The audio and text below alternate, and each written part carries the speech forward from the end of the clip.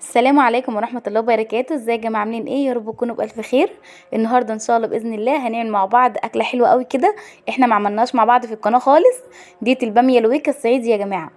بصوا البامية خضرة ازاي وجميلة ازاي، مع العلم ان البامية ديت مجمدة مش طازة. شايفين؟ هنعملها بطريقة حلوة قوي كده، وكمان هنحسها ان هي لسه جايبينها طازة من الفلاحين بالظبط. يلا بينا بقى عشان ما نطولش وقت الفيديو اكتر من كده.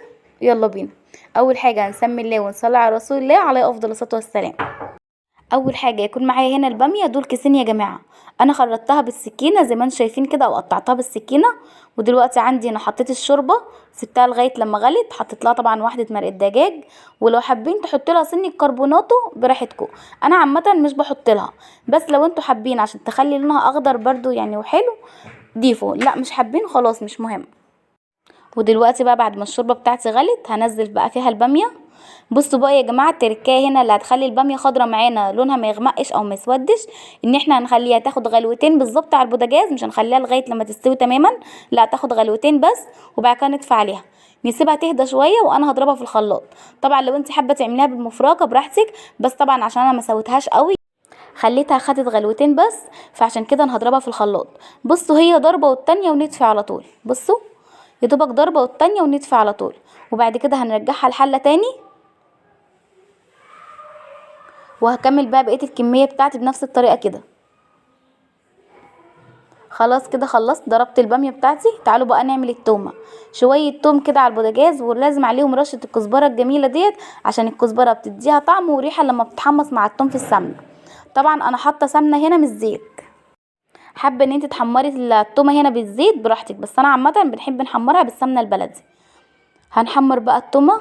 طبعا انا مهديه النار عليها شويه عشان تستوي براحتها. بصوا بقى اول ما نلاقيها خدت اللون الذهبي، مش عايزين لما تاخد يا جماعه لون غامق، لا لون ذهبي كده يكون فاتح حلو، ونروح طشينها على طول. بصوا بقى اول ما نلاقيها خدت اللون الذهبي الجميل اللي انتوا شايفينه دوت، هنروح طشين الباميه بتاعتنا على طول. شايفين الريحه بقى طالعه ما اقولكوش. وشايفين الباميه بتاعتي خضرة ازاي من غير ما احط لها كربونات ولا اي حاجه. بس انا بقولك لو انت حابه تحطي لها كربونات براحتك، بس عامه اللي هيخلي الباميه خضرة الخضار دوت معاكي ان انت ما تسويهاش قوي، لان الباميه كل ما سويناها كل ما غمقت.